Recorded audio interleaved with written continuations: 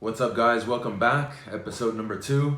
Hope everybody enjoyed the inaugural episode last week when we took a preliminary dive in the U20 player pool by naming my starting 11, right? Hopefully that is the starting 11 when we go to war soon in CONCACAF. Hopefully we have football again soon because it's been a week. It seems like it's been a month, and I'm here and I'm back and I'm ready to talk football with everybody. The depth, right? We have a starting 11 that I named, and in any team you need depth, obviously, for competition, to avoid complacency, and we have a good pool. We have a good pool of players. There's certain positions that we'll touch on that I don't think we have much or anything at all, but that's okay because we'll have time. We have 18 months into the World Cup, knock on wood that we get there first, but there is plenty of time for players to develop in their environments, whether it's domestically here or abroad. And like I said, we have a lot of O1s and O2s that can contribute to the cause. We're going to start with the topic of goalkeeper, okay? My weakest topic in terms of football knowledge. We've always been adamant and open about saying we don't know shit about goalkeepers. We have some good ones though, okay? For context, I want to open it up and discuss the playing style. We talk about, super romantic playing style that Greg Berhalter has brought and wants to instill this in identity in our national team, from the senior team to the 23s to hopefully the 20s. And for this player profile, we need a goalkeeper that can play. And that's why David is clearly the number one. These three guys aren't as good when it comes to, playing out of the back and having that profile. I want to relate it to a high level example like I always do. When we were FC Barcelona, they had Victor Valdez. They had a great keeper that can build and play out. That was his profile, right? He wasn't Iker Casillas under the pipes, but in terms of build out, he was superior. When he decided to move on and leave Barcelona, they went and they bought Claudio Bravo, right? Top level goalkeeper in terms of his playing style and being able to build and get out of situations that Pep Guardiola liked, who he ended up taking to Man City. Speaking of City and Pep Guardiola, he had Joe Hart, England starter, England legend, and Pep Guardiola first maneuver when he took over Man City, he bounced this guy and he brought Claudio Bravo. Bravo didn't pan out the way he imagined, then he went and he got Ederson. So this player profile is very important when we discuss playing a certain way, and we'll continue to build off it when we get to center backs and outside backs and central midfielders and forwards, because all 11 pieces need to be aligned. One weak link, and you can't play this style that we're talking about, okay? So without further ado, my rant is over. We go to goalkeepers. Chituro Odense, Big C, monster, 6'6", scary looking, intimidating for youth players, and we went up against them many years playing with the Chivas USA and Galaxy against Vancouver Whitecaps. Our players would come up and coach would be like, holy coach, we're going to play against this guy? How are we going to score? Guys, you're going to score. Relax. So credit to Big C. He's come a long way, right? Back in those Vancouver days, his distribution, his feet were not good. He hadn't grown into his body. He wasn't ready, okay? Let's just leave it at that. But he has progressed well. I actually got to see him live in the World Cup in Brazil last summer, where he was always the number 2 in this cycle. He jumped and got his opportunity in the second match against Japan, and he had an amazing performance, right? Kept us in the game. It was a 0-0 final. It was all credit to Big C. He was the man of the match. Spearheaded him to the next game where he played against the Netherlands. We got smashed 4-0. He had an amazing game. He was man of the match in that game as well. Imagine that. 4-0 and the goalkeeper's the man of the match. It could have been 8-9, 10-0 if it wasn't for Big C. He's in a great environment now, progressing well at Leicester City. Good head on his shoulders, smart kid, hungry, worker, and I have no doubt that he's going to continue to elevate his game and close the gap and hopefully be a guy that transitions to the senior men's national team. His competitor, Damien Lass, a kid that we've all seen in the youth national team. He's been the man in that O2 age group for many years. The thing that separates Damien is his mentality, okay? He's got a good skill set. He's good under the pipes. He's vocal. He understands the game. He reads the game. But his mentality is top, and he's going to need it. He took a hard knock in that Brazil World Cup that I cited with Big C. He had a bad first game. Wasn't necessarily all his fault. He got benched. That rarely happens with keepers, especially after being the man for 3 or 4 years under the O2 cycle. And he had to swallow that. I'm sure Damien, if anybody recovers, it's going to be him. He's at Fulham in England. Like I said, the head on his shoulders is important, and I'm looking forward to see Damien compete in this player pool. Lastly, I'm going to name John Postcam, a player that's at Sporting Kansas City currently, somebody that I brought to the Galaxy for a season. Super raw, and like Big C, just a massive guy, but his skill set was unpolished. And credit to him, credit to his coaches at all the clubs he's been at. He's come a long, long way. He's very mature for his age. And it's almost like the classic saying of hard work beats talent. If talent doesn't work hard, John has come a long way, and that's all credit to him. I'm excited to see him. I know he got his first taste of national team football recently at a camp, and I think he could compete and up the ante with Damien and with Big C to see who can be the number 2 of this group. All right, we're going to jump in straight to center backs, but not really. There are no real center backs, and when I say there are no center backs, there's obviously O1s and O2s out there that are competent, that are athletic, that can tackle, that could win duels. But when we want to play this way and we want to build out of the back and we want to monopolize possession, you got to have certain attributes. And quite frankly, they're not there. If they were, Kobe wouldn't have had to play U17 World Cup out of position as a center back. If they were, Julian wouldn't have had to been a center back in the O1 cycle for 2 or 3 years running. We just don't have guys that are comfortable on the ball, and that's the reality, and it's not the player's fault. It's the development system here in this country and the style of play taught to them at a young age in terms of being comfortable on the ball is just not there. It's purely athleticism. That's the history of our men's national team. That's our footballing identity for many years. And listen, if we look at our senior team, maybe John Brooks is the only one that's semi-comfortable at a high level on the ball. While I'm on this tangent, I'll give a high-level example, something that I recall in one of the many clásicos I had the luxury of seeing live at the Camp Nou. I can't remember who the coach was, though. I don't know if it was Juan de Ramos, Manuel Pellegrini, or Mourinho for Real Madrid. They literally man-marked everybody on the field except for Carles Puyol. They said, here, Carles Puyol, you can have the ball. You can literally drive into almost our 18-yard box. So they would let him carry the ball box to box. And it was so strange and enlightening at the same time seeing it live and saying, what the heck is this? This is an interesting tactic, right?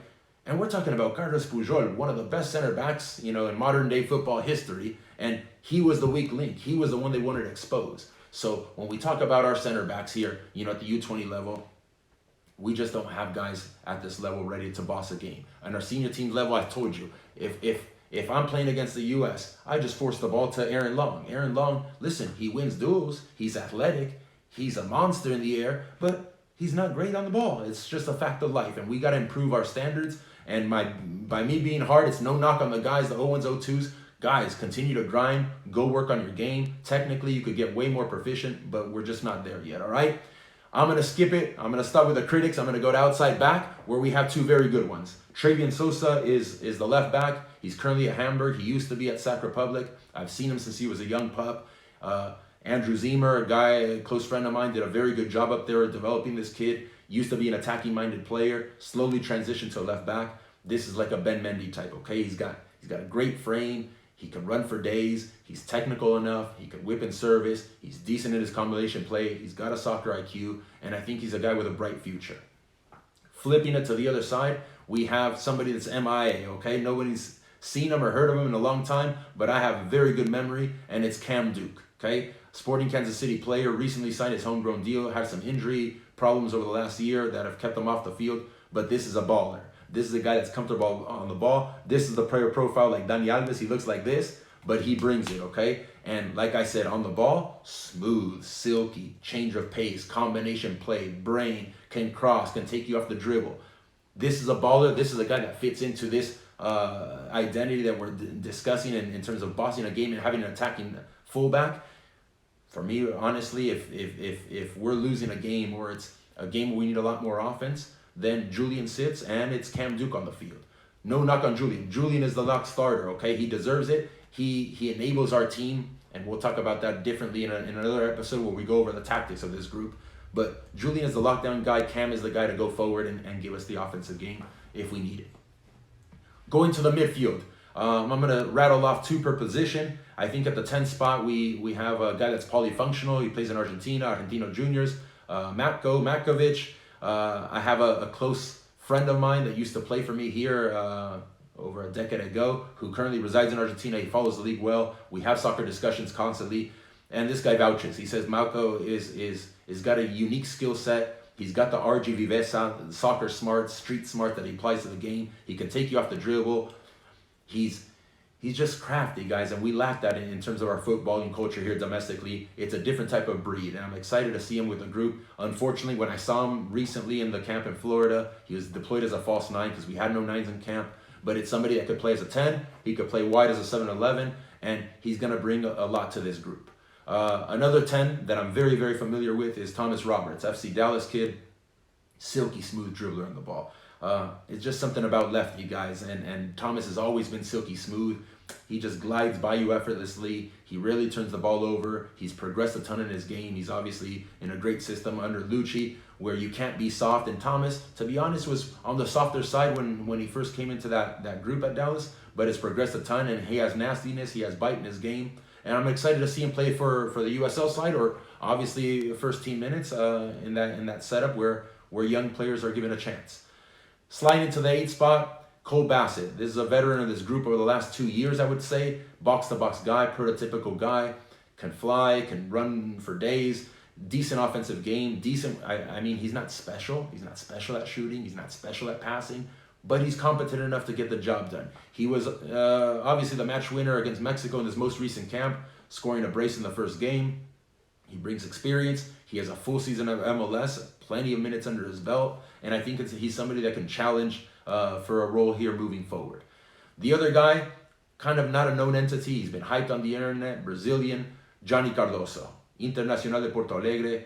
My God, if you're playing Copa Libertadores and this kid has made a debut, he's getting, selective minutes off the bench, kind of like Gio is in Europe. But in those environments, it's not easy, guys. And I got to see him live at a U23 camp in Miami. He is silky smooth. He's the Brazilian prototype where you get the ball and you're not jittery and you're not panicky and you're not, the prototypical American central midfielders. He's smooth. He wants the ball in bad areas. He'll get it. He'll connect. I don't know if he's an 8 yet. He's box to box. He can play the 10. He can play the 8. I don't know if he's the 6 for us, but this guy is smooth, and I'm excited to see him and what he could bring to our U20 group. It's different. It's a different type of composure. I can't wait. At the 6th spot, again, I don't know if he's really a 6 or an 8. I've seen him for many years. The hype train is on. It's going crazy. 2 MLS starts, I think, since he signed. It's Tanner Tessman, FC Dallas. Okay? We all get excited in 2 games. I got to calm everybody down because everybody's excited because his physique is there. He looks the part. But Tanner Tessman wants the ball. He's not a bruiser. He's not going to come smash you. He's not going to win 10, 15 tackles a game. He doesn't want to win the duels in the air. He wants the ball at his feet. He wants to be a connector. That's the type of player he is. So I'm not convinced that he's the 6. He's more of an 8. However, who knows, guys? Let's give it time. Let's give it this MLS season. Let's see how he progresses. That's something that I'm going to end the conversation with later on is time. Everybody here has 18 months to progress. And if he's in the MLS and playing constant games for FC Dallas, he is going to progress. We'll see if he seizes that opportunity. He's got Cervantes to compete with. He's got Cerrillo to compete with. It's a crowded midfield there. He's got an opportunity, and I'm excited to see what he could bring to the table. The last guy I'm going to throw out there is a ball-winning 6, something that we lack in this group, and generally we lack in our country, right? It's a nasty guy, a Casemiro type, and it's Oscar Cervantes. He's currently playing at UC Irvine. Yes, college football. I just named last week a Champions League starter, and now I'm talking about college soccer. Hey, guys, that was the norm back in the day. Now, look, it's an anomaly. I name a college player, and people are like, what the hell are you talking about? This kid brings it every single day. I had the experience of working with him for a long time. He's a nasty player. He's very good on the ball as well. He's part of this group. He's been part of the O1 player pool for a long time under Tab, under Omid, under Shakiris, and it's somebody that should be part of this group because he brings a different type of skill set. All right? Moving to the wingers in the front line, we have 3 good ones I'm going to throw today. Conrad de la Fuente, Barcelona player. We've seen him, okay? I've seen him since he was 12, 13 years old in La Masia. We have international games competing with him over there at Mid Cup and on Barcelona's training ground. And he was always the player that he is today. He gets the ball, he puts his head down, and he goes straight at you, no fear. He gets service in, he could combine. He's not the greatest of finishers. His final product is still lacking. But listen, he's a guy that was part of the last cycle. I thought he had a poor World Cup, okay? I think a lot of people thought that. What people do not know is Conrad arrived 5 weeks, injured, hamstring, not fit, and he was thrown into the fire playing up a cycle at a World Cup. He had a rough outing, but he could bring a lot to this group. He's got a ton of experience. He's getting some Barca B opportunities now. It's up in the air whether he's staying at Barca or he's moving somewhere else. We'll see how that plays out, but regardless, he's a guy that's going to be critical if we don't have an Uli or if we don't have Gio for certain qualifying aspects or friendly games or camps leading up to the World Cup. Opposite side, somebody I'm also very familiar with is Kam Harper. He's currently at Celtic, ex-Pateadores player. I've probably competed with him 15, 20 games over the year. And listen, you could game plan for a player like this, but he's vertical. He gets the ball and he's fearless as well. He goes straight at you and he takes you on. He wins his 1v1 duels. There's no stopping this kid in a 1v1 duel. I haven't seen him, I don't know, since he moved to Scotland, but I hope he's polished up his game in terms of his decision making. That's what Kam's always been lacking. When's the time to dribble? When's the time to shoot? When's the time to pause? When's the time to pass? And that wasn't really part of his game. It's like, give me the rock, I'm going straight at you. And that's a good thing to do when you're in the youth game, when you're 14, 15, 16, to polish up your game and be confident. But when you get to the higher levels, you will get smashed playing 1v2, 1v3, the only guys that can do something like that are Leo Messi or Andres Iniesta, Mbappe, and Neymar. You have to be super special to be able to take on 2 or 3 guys at a time. All right? Last guy, kind of a winger, kind of a 10. On the scene super late, but super, super effective lately is Jose Gallegos, San Antonio player. Everybody's seen the hype online. I got to see him play live once.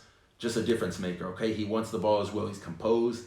He's got street in him. He's composed. Street, composed, street. Those things are synonymous, right? So we don't have very many of those in our soccer culture. So Jose can go at you. He can combine. He can score. He can dribble. He can pass. He does it all on the offensive end. And the thing I like about Jose is he's nasty defensively. If he makes a mistake or a teammate makes a mistake, he's there 20, 30, 40 meters to go track and win a ball and tackle. So a two-way player is something that every team needs these days, and especially your offensive talent. So Jose is going to be somebody also who fills in if Uli and Gio aren't ready, or at the 10th spot, with Matko and Efrain Alvarez. Lastly, we'll get to the 9s. We have 3 decent prospects, I would say. First one's the one that I'm most unfamiliar with. Is Charlie Kelman. I've only seen him like everybody else via video. Plays, South End in England, a lower tier league, but he's playing against men. He's scoring goals. He had some bangers. He's consistently in the team sheet every weekend, so he has to have something. I just don't know if Charlie is the guy to line up and combine with these talented players, technical players that we've named in terms of this team and the playing identity that I suggest, right? With Efra, with Uli, with Gio. You got to have somebody that can combine, and that's why I moved Pepe up a cycle. I want to see this player play live. I'm excited. Hopefully he gets brought into a camp here, and we can judge a little bit further down the road. The next guy is Matthew Hoppe, somebody I am very familiar with. Former Barcelona Academy in Arizona, formerly Irvine Strikers here down the street. Played at the Galaxy before I arrived, and the kid just scores goals, okay? To bag 30 goals a season in the Development Academy consistently is something that obviously shows Matthew can score goals. He's made the jump to Schalke now, and in the Bundesliga, played U19 football this year, scored some goals, not off the charts. I don't know if he has 4 or 5 goals to his name, but he's a big frame. He's a guy that can just get on the end of things and finish at a high rate. The last guy I'm going to talk about is Johan Gomes, former FC Dallas, currently at Porto. He's actually the opposite of Hoppe. He needs, his conversion ratio is much lower. He needs multiple chances to score, and that's the knock for me on his game, but he's a warrior. He's a competitor. He's the same as, like a Carlos Tevez. He's like a Wayne Rooney. He hunts, he runs, he hits, he scraps for the team, and that's very valuable in terms of the playing identity. We talk about being a pressing team as well, so you can't have a 9 that's not mobile. Hopefully he's continued to polish his game at Porto. He's obviously in one of the best academies in the world now, and I'm excited to see what Johan also brings to the table here. Guys, I'll close off today's episode by talking about 2 things that I promised. Time. This timeline is very rare. We have 18 months into the World Cup. Some players were named in my ideal 11, some of them today as the depth. Some people weren't even named. None of that matters because you have 18 months. And at these ages, a lot of things change. Your actual pathway, where you're playing, if you're playing, how many minutes, and most importantly, what are you doing on your own time? If I think back to the most recent cycle where everybody followed it, Tab's most recent team, at the beginning of the cycle, it was all about Andrew Carleton. He was the man. I remember friendly games against France and played in Spain, and he was an undisputed guy in that team. Chris Goslin, undisputed guy in that team. Manny Perez, undisputed guy in that team. Matt Real, undisputed lock starter. Sam Rogers. None of those guys made it by the end of the cycle. So you have time, things change. You have a new coach to impress. Make sure that you're doing what you're supposed to do off the field and grinding on your own. That's what it comes down to. High-level professionals, guys that have long careers, and guys that are hungry and want to establish themselves, work on their own time, especially during these weird, crazy times where there is no football, there is no team training. The difference makers are going to be doing it on their own time. Lastly, there are levels to this, okay? When we talk about the starters and the subs, in some positions here, there's a massive gap. And in some, there's a tiny little thing where it's going to be ultra competitive to see who gets on the field and who doesn't. We talk about David Ochoa. There's levels to this, guys. The other three keepers are all great keepers in their respective right. If we're not playing a possession-oriented game, maybe the other three guys are just as good as David Ochoa. If, Leo Sepulveda at the starting left center back, if we're going to be a typical, run and gun team and trade punches, hey, we're better suited to go get an athletic center back, Abubakar Keita last cycle. If you want to trade punches, by all means, use Abubakar Keita. You don't want Leo Sepulveda. But if you want to have the ball, if you want to boss games, if you're going to have the ball 80-90% of the time, then it's Leo's job. No problem. No questions asked. So it's a matter of identity, guys. And I think we're in a point in U.S. soccer where we have a coach who has said we're going to play this way and is sticking to it. He's taken his lumps. He's gotten crushed. We lost some friendly games. We lost Gold Cup. Mexico abused us and dropped bombs on us, high pressed us. We couldn't connect passes. We made mistakes. Everybody went after Berhalter. But it's okay now. Hey, if he's going to stick to his guns and we want to progress as a country and play this certain way and ultimately make that sixth game at the semifinal of a U20 cycle, we got to play the right players and the guys that I've suggested here today. All right? Next week, we will dive a little bit deeper in terms of the back five. Ochoa, Sepulveda, Otasawi, Araujo, and Kobe Hernandez-Foster. Just way deeper, guys. Back-end stories, how they got on the youth national teams. I know these guys all well. Competitive stories when we used to have duels. So kind of give you guys a little bit of more flavor with that. And until then, this is it. Another week of no football on TV. We gotta fill the gap somehow, guys. I hope you enjoyed it.